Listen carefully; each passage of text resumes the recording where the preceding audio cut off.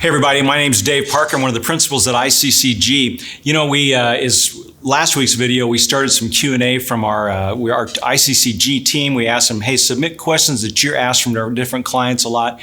And we ran out of time, so we're going to continue that on. We've asked our illustrious cameraman and producer to ask the questions. So here we go. We're going to continue on with this little interview section. Let's go. What do you and do you not share with buyers? At what time do you give customer names? Do you keep any information confidential until closing? Wow, that is a great question. You know, it's really, again, it's very dependent on the situation. If you go back into some of our videos explaining our process, you'll find that we don't share any information like customer list or anything like that until we're under not just under an NDA, but actually under an LOI. If we know this is the buyer, we start sharing things in the due diligence process because that's what the due diligence process is about.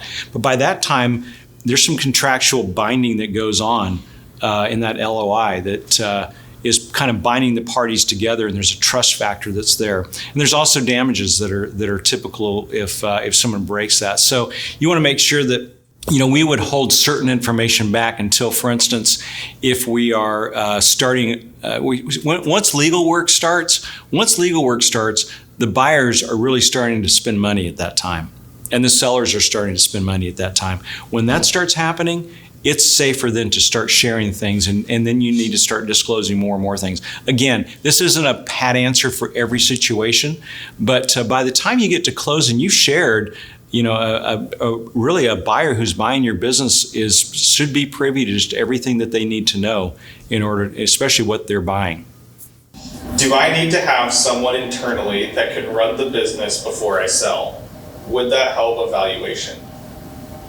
Wow, good question, and one that's asked quite often. Most business owners tend to have someone internally that they've got their eye on, or that they've already started down that road. If it's a financial buyer, someone who's coming in that doesn't really want to run the business, they're buying it for the financial gain as an investment, and they would expect that someone is there that can run the business. That is going to help the value of the business stay up. Typically, they would almost prefer it not to be the owner unless the owner is staying and just wants to take some of the money off the table and stay in as part of the ownership group. That can work. If they're totally walking away at some point in the near future, it would behoove the owner to start looking for somebody who can run that company internally. What that does is that helps bring in, if a strategic buyer is coming in, someone who's maybe adding your company into theirs, they may have somebody internally that knows this, or they may be adding a regional manager or something to go in and they can take over in that particular case. That would not drop the value as much, but I would say for most part, having someone in the company who knows the ins and outs always helps the value of that company stay higher. What if my partner and I are on different life stages and the timing is not the same for retirement or a sale? Well, I tell you what, we've helped. I know just two right off the top of my head that we've kind of helped through that this past year. One was a silent partner. They wanted out. There were some financial difficulties going on that they just wanted to go ahead and get out. But when they finally sat down and talked about it, we kind of gave them some information to talk through. And once they finally talked through about it, they figured out a way to kind of get it into the new year. They wanted to make sure that if they did exit, they wanted to exit well. And so they kind of worked out, but what's also on the table is during that exit, one is going to be completely out. The other one may be willing to stay and run the company and be an investment ownership, roll over equity into the new company that would purchase them. And so in other cases, maybe it's a generational thing where you've got a younger generation and an older generation. They both have equity.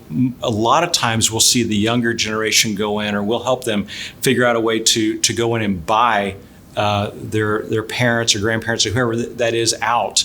And so to help them do that. So there's always a solution, but there's so many different ways that this can take place. It doesn't always have to be you buy them out in cash right off the table.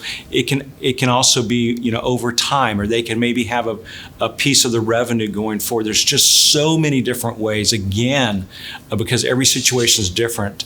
Highly encourage you to talk to somebody about that. Hey, thanks for joining Grant, Dave, and the rest of our team today. My name is Andrew, and I'm with the business development side of ICCG. If you have any questions or want to talk to somebody on our team, please visit our website, follow the directions there. I'll most likely be the one to respond, so look forward to hearing from you. Before you go, please subscribe to our YouTube channel, and we'll see you next time.